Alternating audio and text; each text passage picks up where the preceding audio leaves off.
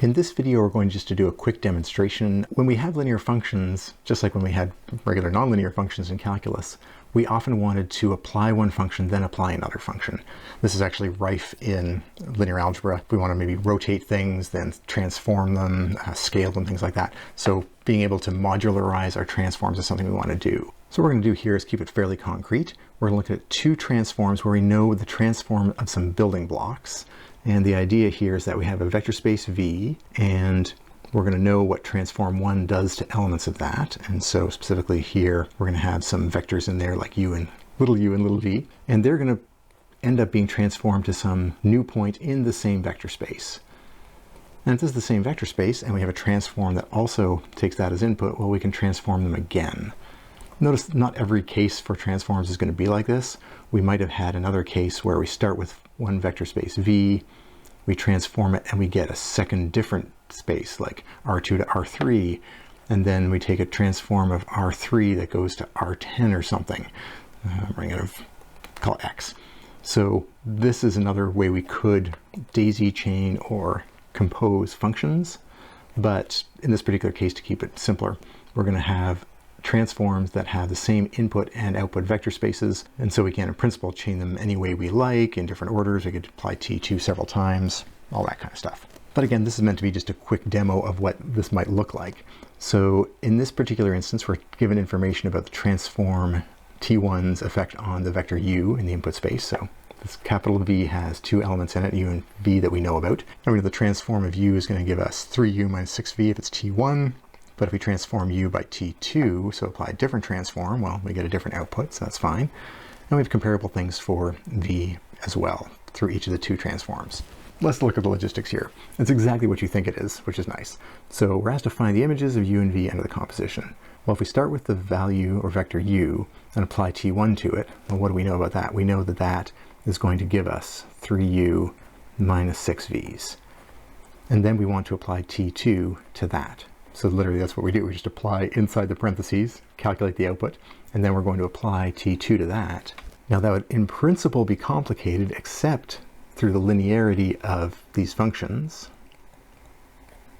So the linearity of T2 here, we know that we can break this into pieces. So this is the same as the transform of 3 transform of u's under 2, and then 6 minus 6 T2 of v's. And the point of that, of course, is that we have this transform. It's been given to us. We know what it is, and we know what the transform of T2 of v is over here as well. So now we can do this final step. That's going to give us 3 times the transform of T2u is negative 4u plus 7v's. And then we're going to have negative 6 times the transform of v under T2, which is 2u plus 2v's. And we just collate our coefficients here. So we have negative 12u's, that's negative 24u's. Then we have plus 21v minus 12, 21 minus 12 is 9. And so the transform of u under T1, then the transform of that under T2 gives us a new combination of u's and v's. And just for practice, we'll do the same thing here with v as the input. So we'll be starting with T1 of v, which is up here. We know the transform of that from the table, or from the information given, negative u plus 3v's.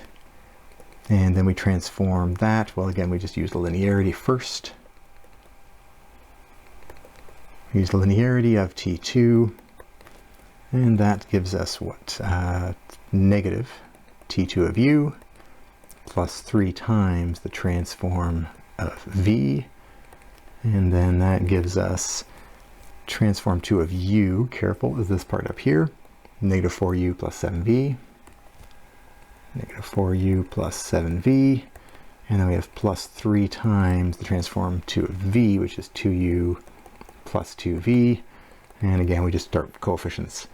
We have plus 4 plus 6 is 10u's, and minus 7 plus 6 is minus 1v. So again, not a lot happening here, just exactly what you'd expect of any nesting of functions. You work your way from the inside out, figuring out what the first transform of u is. That gives you a new value, and that's the input now to the second transform. Just figure out what that is. The only real trick here is remembering the linearity. It lets us define our functions by such simple building blocks, the transform of those two essential vectors, and that lets us transform any combination of those vectors.